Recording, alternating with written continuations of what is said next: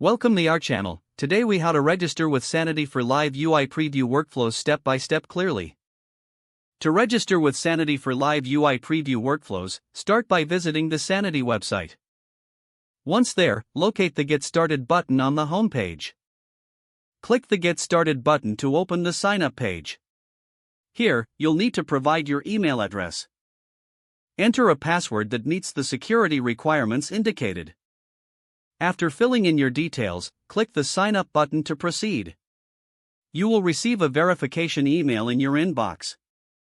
Open the email and click the verification link to confirm your account. Once your email is verified, return to the Sanity website. Log in using your registered email and password.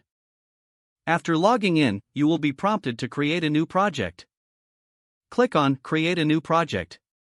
Provide a name for your project and choose the dataset configuration you prefer.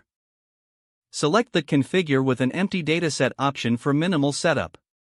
Next, choose the Next button to proceed with your project settings.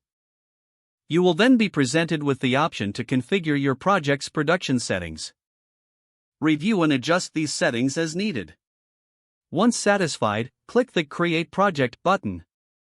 Sanity will now set up your project, which may take a few moments. Once the project is created, you will be directed to the project dashboard. From here, click on Studio to access your live UI. On the Studio page, review the default settings and content structure.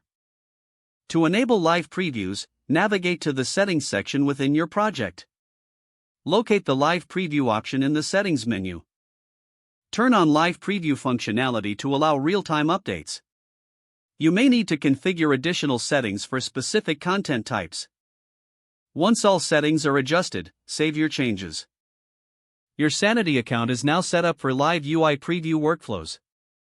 You can start creating content and enjoying the live preview features. Don't forget to like this video and subscribe to our channel for more step-by-step tech guides.